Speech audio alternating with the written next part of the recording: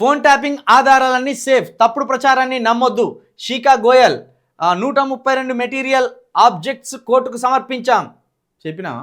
అవి ఎటు పోవు, ఎక్కడికి పోవు. ఆధారాలన్నీ పక్కడ్బందీగా భద్రంగా ఉంటాయి. గంత సింపుల్గా ఉంటాయా వ్యవహారాలు?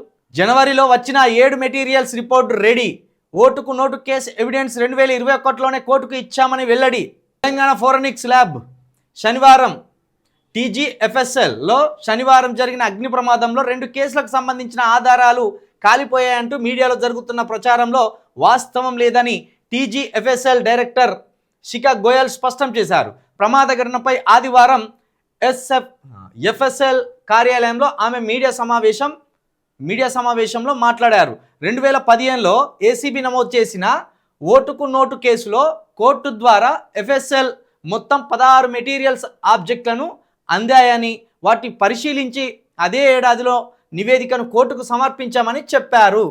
ఒక కేసు నమోదైనప్పుడు ఫోన్ ఆధారాలు కావచ్చు, ఇక ఏదైనా ఆధారాలు కావచ్చు, లేకపోతే FSLకి సంబంధించి ల్యాబొరేటరీలో పరీక్షించే విధానానికి సంబంధించి కావచ్చు, ఏడాది లోపే అన్ని ఆధారాలను కోర్టుకు సబ్మిట్ చేస్తారు. అంతేగాని 10 సంవత్సరాలు ల్యాబొరేటరీలో దాన్ని భద్రపరచరు, అందులోనే ఉంచరు.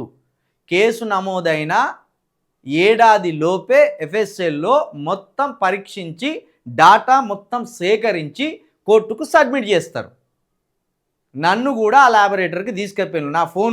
నా ఫోన్కి సంబంధించి పాస్వర్డ్ ఉంటుంది కదా, జైలుకి వెళ్ళే నన్ను ల్యాబొరేటరీకి తీసుకుపోయి నా తంబుస్ పెట్టి ఆ ఫోన్కి సంబంధించిన డాటా అంతా గుంజి ఏ డాటా సేకరించిందో, ఏమేమి ఉన్నాయో ఆధారాలు అవన్నీ వాళ్ళు ముందే తీసుకొని ఆ తర్వాత ఆ ఫోన్ అక్కడనే పడేస్తారు. ఎందుకంటే కేసుకున్న ఫోన్కు లింక్ అయి ఉంటుంది కదా, కేసు పోయే వరకు ఫోన్ ఇవ్వరు. లేకపోతే ప్రత్యేకంగా మళ్ళా ప్రత్యేకంగా కోర్టుకు పోయి సెల్లును కూడా రిలీజ్ చేయాలని మళ్ళీ సెల్లుకు కూడా ఒక బెయిల్ వేసుకోవాలి. ఇన్ని ఉంటాయి తతంగాలు. మనిషికి బెయిల్ వేసినట్టే సెల్లుకు కూడా బెయిల్ వేయాలి. సెల్లుకు బెయిల్ వేయాలంటే మళ్ళీ దానికి 30-40 వేల రూపాయలు అవుతాయి. అంటే కేసు తీవ్రతను బట్టి, కేసుకున్న ప్రాధాన్యతను బట్టి, ఆ కేసులో ఫోన్కున్న ప్రాధాన్యతను బట్టి, లేకపోతే వేరే ఇతర ఆధారాలకున్న ప్రాధాన్యతను బట్టి మనం బెయిల్ వేసుకోవాలి. కొన్నిసార్లు బెయిల్ కొట్టేయవచ్చు కూడా, కొన్నిసార్లు బెయిల్ లేకుండానే ఎందుకు సెల్ ఉంచిందని ఇవ్వచ్చు కూడా.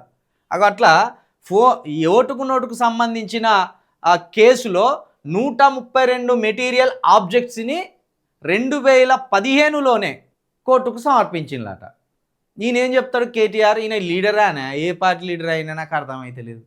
ఇప్పుడు 2015, 2025, 2026 ప్రస్తుతం 11 సంవత్సరాలు ఈ ఆధారాలు ల్యాబొరేటరీలో భద్రపరుస్తారా కేటీఆర్?